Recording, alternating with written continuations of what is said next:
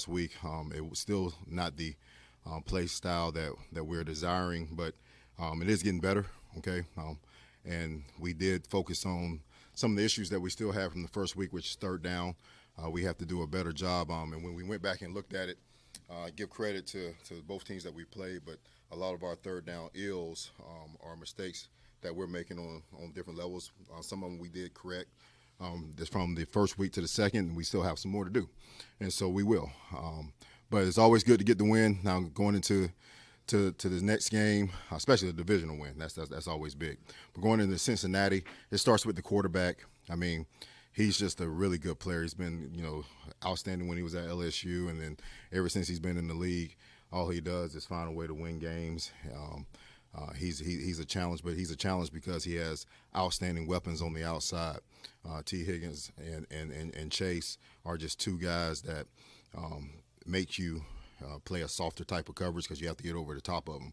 I don't believe Chase gets the credit that he deserves in this league, man. He's been one of the top receivers for a long time, and we played him 2 years ago, and we had some doubles on him 2 years ago, and he beat the double twice, and we were fortunate enough to win that game, but he made it hard for us. So they have a tight end that can really 88. They can really just stretch out. He's like a receiver, so you have to be aware of him. Offensive line big, especially the tackles. The young kid hasn't played, but they still have the two big tackles that are mammoth men. All right, so getting around them will be a challenge. But it all starts with the quarterback and the skill positions. The running backs, they run hard when they get the opportunity, also in the screen game. And so we have to just do our job. And that's the main thing, is to make sure that we are doing our job. We're playing fast. We're playing with the physicality that we want. And then good things will happen from there. So any questions? What has your focus been this week to get you guys to that play style you want to be at? My number one focus was, since we had an extra day, was the third downs. To go back and look at every third down, examine the call. All right, were there any repeat mistakes, and the common theme of what was keeping us from getting off the field? Because once we get off the field, we're causing negative plays on some first and second downs, but we get to third downs, and one reason or another, we've had 5 penalties on defense. All 5 penalties came on third down. So that's something that can't happen. And so we've looked at a number of different areas, but that was my main focus when we had the extra time. How would you evaluate John and Duran, their starts of the year? About like the rest of us. We're as a defense, we're not where we need to be. I know everybody wants to get enamored in individual player stats and numbers and all that, but we rush as a collective, we play as a collective, and once we start playing better as a collective, individuals, numbers, and all that will increase. But until we, as a collective, play better, it is going to be what it is with certain people's numbers. So you mentioned Chase beating some of those double teams. What allows a guy what skills does it take to beat those kind of double teams? What does he do to win in those situations? He has the ability to get out of his hips. 2 years ago when we played him, the way we were doubling him, we actually played it too deep, one of the guys. So that's how he beat us on one of them. And the other one, he just outquicked us. But he has the ability to get out of his hips, a lot like Devontae Adams, where, you're so worried about how he can shake, so it moves you when you don't have to move because you have leverage. You have somebody on the other side, and he has the ability to move people when they shouldn't be moving, and that's why he beat us 2 years ago in those doubles. And then you said you're not playing the play style that you're desiring. What is it that you're not seeing yet, and how can you get there? Well, the main thing is I've always talked about when guys are thinking, and it's my job to get them from thinking. But when they're thinking, they're not going to play as fast as you want. We want to play with speed and physicality. The physicality is there, and the speed is coming. But we have to make sure, and I have to make sure I do a better job of clearing up their thinking so that they're reacting and they're attacking. And so once that happens, so a couple of the layers that we might have had, some defenses that had multiple layers, we pull back some of those layers. So now that we can just play a little bit faster. Now the complexity of the defense might not be there, but I don't care about that. I care about how we arrive and how fast that we can get there, and that will take care of some of the ills that we've had. Good morning. Good morning. There's been more conversation this week. It's kind of been going on for the last couple of years about league-wide about passing numbers being down, and people are trying to figure out why is it the case. Should they make changes? Is the too high safety thing, all that? I'm just curious. I know you don't speak for all teams, but what are you seeing that's maybe leading to some of these down numbers? I mean, I really don't want to get into that, to be honest with you, but you can all start with the college game if you want to say, because when you look back, when I first got in the league, you had quarterbacks that grew up in systems, and there was traditional learning where to send the ball and how to send it, and now everything goes so fast in college. So when they get up here, it takes them a little bit of time to learn where they're sending the ball in the progressions, and so, but I'm not really worried about that, man. I'm worried about stopping these Cincinnati Bengals. All right, so. And to that end, obviously, I guess we'll probably, I don't know if we're going to see Emmanuel Forbes this week. I'm guessing not, but Mike Davis stepped in last week. What did you kind of see from him and that cornerback group overall?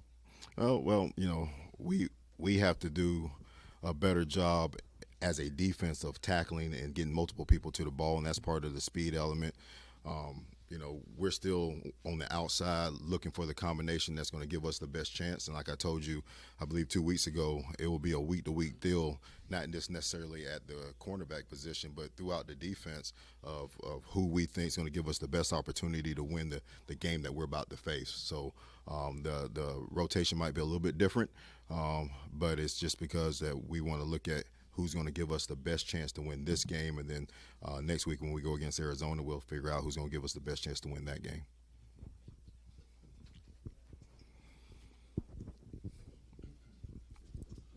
Talked about how good Burrow is. How important is it to kind of get pressure on him? And when you face a quarterback that's more prone to kind of be in the pocket as opposed to last week, a guy who likes to get on the outside, do you think it's more important getting pressure kind of up the middle or on the outside, on the edges for him? I think you have to attack his feet and get him moving. He's comfortable. He can throw when he's in the pocket. When you hit him, he keeps his eyes downfield. He's not a guy that necessarily looks at the rush. So, he's a tough man. So we need to be able to move him off the spot. And then when he does scramble, different than Daniel. Daniel typically scrambles to run. He scrambles to throw. And so his eyes are still downfield. So we have to do a great job on the back end of plastering the coverage, because if we pull up, now that's when the explosive plays come to life. For John and Duran on the inside, when it comes to the pass rush, they were kind of getting doubled a fair amount or getting chipped extra, and that happens a lot to defensive tackles. Mm-hmm. Do you try and find different ways to get them free or get them into one-on-one matchups, bringing extra pressure, kind of moving them around? Yeah, we've pressured a good bit, and we're going to move guys. People can take one or two guys, well, really one guy away from you with the protection, the way that they want to do it. But like I said, I never said that we're going to come in here and we're going to have two guys rush. We want to rush as a unit, and so we want to put a wave at them, and we have to do a better job of, if we have a pressure call, don't be selfish at all in any kind of way. Run the pressure, because if you get out of your lane, you're knocking somebody else off. And so just like on the back end, we have to cover as a collective. We have to rush as a collective. You mentioned Mike Gesicki and the tight ends in Cincinnati. What is it about that offense that allows the tight ends to be as successful as they are, and kind of the multiple options, whether it's T. Higgins, Jamar Chase, and Gesicki, that the Burrow can choose from? Well, it's just what you just said.